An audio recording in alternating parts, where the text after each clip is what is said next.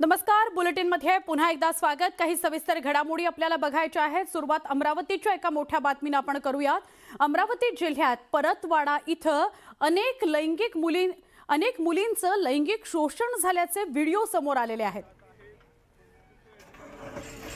आणि हे video viral करणारा आरोपी अयान अहमद याचं घर अवैध असल्याचा आरोप आहे।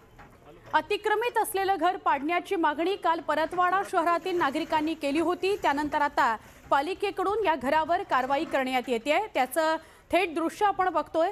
या कारवाईच्या वेळी पोलिसांचा मोठा बंदोबस्त तैनात करण्यात आला होता। ज्यानं या मुलींचे व्हिडिओ व्हायरल केले त्याचं घर हे अनधिकृत आहे, त्यामुळे त्यावर बुलडोझर चालवला जातोय। आमचे प्रतिनिधी संजय यांना विचारूया। संजय, काय अपडेट? आपल्याला माहित आहे की अयान अहमद या युवकाने जवळपास अनेक मुलींचं लैंगिक शोषण जे केलं होतं आणि त्यांचे व्हिडिओ जे आहेत ते सोशल मीडियावर अपलोड केले होते। या प्रकरणात पोलिसांनी अयान अहमद याच्यावर कारवाई केली। यासोबतच आतापर्यंत जर बघितलं तर त्याला सहकार्य करणारे, त्याला रूम उपलब्ध करून देणारे त्याचे जे मित्र होते त्या सर्व जवळपास 6 आरोपींना पोलिसांनी आतापर्यंत अटक केलेली आहे। आणि यामुळे परतवाडा शहरात मोठ्या प्रमाणात खळबळ उडाली होती आणि एक संतापाची लाट देखील उसळली होती।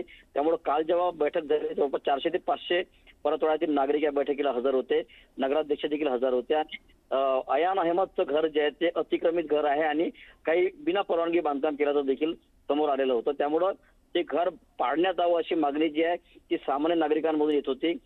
त्यामुळं आज या ठिकाणी आपण जर बघितलं तर नगर परिषदेचे मुख्याधिकारी गोहाड ते येऊन गेले। नंतर पोलिसांचा देखील मोठा बंदोबस्त होता आणि याच्या घराचं जे बांधकाम करण्यात आलं आहे, वरचं जे 2 मजली बांधकाम आहे त्यापैकी वरचं जे बांधकाम आहे त्याची परवानगी नसल्याचं समोर आलेलं आहे। तर वरती जाणारा जो जिना होता तो जिना लोखंडी जिना होता, तर तो जिना जो आहे तो अतिक्रमित जागेत होता। त्यामुळं बुलडोझरच्या सहाय्याने या जिना जो आहे वरती जाणारा तो जिना पूर्णपणे पाडण्यात आलेला आहे। त्यामुळं एक इशारा देण्यात आलेला आहे की याचं घर जे आहे घर पण पुढे मागे पाडलं जाऊ शकते।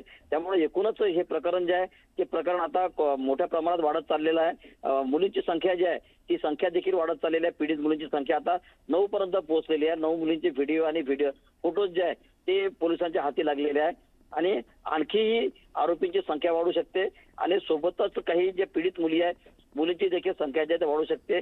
या अयान अहमदला 21 तारखेपर्यंत पोलीस कोठडी सुनावलेली आहे। 4 आरोपी त्याच्यासोबत कालपर्यंत अटक करण्यात आलेले होते। आज आणखी 2 आरोपींना ताब्यात घेतलेला आहे, त्यांना देखील अटक केलं जाणार आहे काही वेळातच। आणि या संपूर्ण प्रकरणाची SIT मार्फत चौकशी करण्यात यावी अशी मागणी आता अमरावती जिल्ह्यातून होत आहे। काँग्रेसच्या नेत्या यशोमती ठाकूर यांनी देखील पोलीस अधीक्षकांना निवेदन देऊन कडक कारवाई करावी आणि SIT मार्फत चौकशी करावी अशी मागणी केली।